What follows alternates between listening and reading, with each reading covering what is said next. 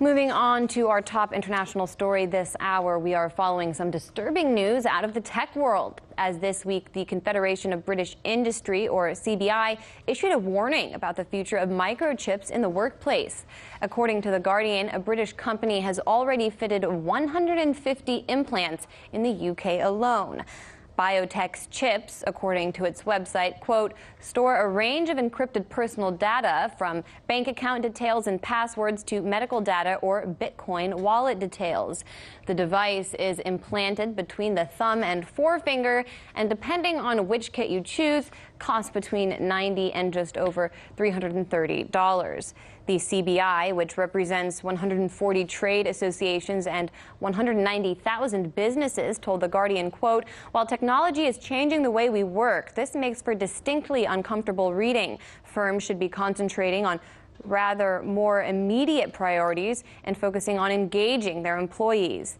The organization is concerned that employers could eventually force workers to be chipped, the way you may chip your pets, for example.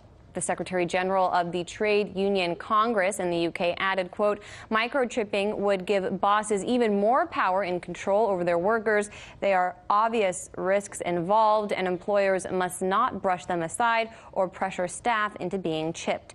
Now, you might be thinking such concerns sound hyperbolic, but you would actually be sadly mistaken. Believe it or not, companies have already started microchipping employees. For example, a cafeteria kiosk producer in River Falls, Wisconsin, chipped employees last year. There are governments that run central banks that they were one of the first ones to call us to say, we've got to control our employees, and we need to have certain access levels, and we can't have that compromise, and they saw that as a solution. They need that. They need those controls. Joining us now with the future of microchipping in question is former UK Member of Parliament George Galloway. All right, George, how difficult is it really to remember banking information? I mean, do you think average people really want these chips? Well, I'm sure not. I mean, beasts are branded and slaves are enchained. This is, I suppose, the next stage. The wage slave will be microchipped. And the employer, imagine Amazon, just for an example, other brands are available, employing 500,000 people, every one of them one day perhaps microchipped. So the company will not be able just to employ you at rock bottom rates. It will know how long you went to the toilet for electronically. I might even know what you did there. It is grotesque, it is obscene, it is, on the face of it, ridiculous, except, as you've just pointed out, it's already happening.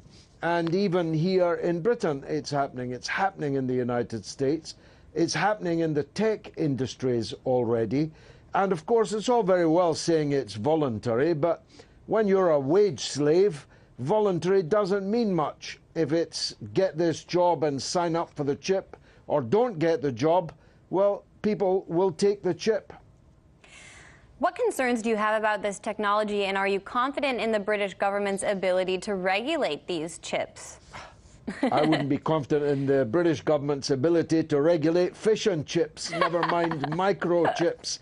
And indeed, the British government might be gone by the end of the week. No, I am not at all confident. But it is come to something when the CBI, which is the employers, the bosses' organisation, are expressing their anxiety and unease about this move. The trade union opposition to it will be absolute, but we know from recent times that what starts out as resolute opposition incrementally becomes the prevailing orthodoxy, and it would be a dystopian Aldous Huxley future if that's how we all ended up, chipped by our employer.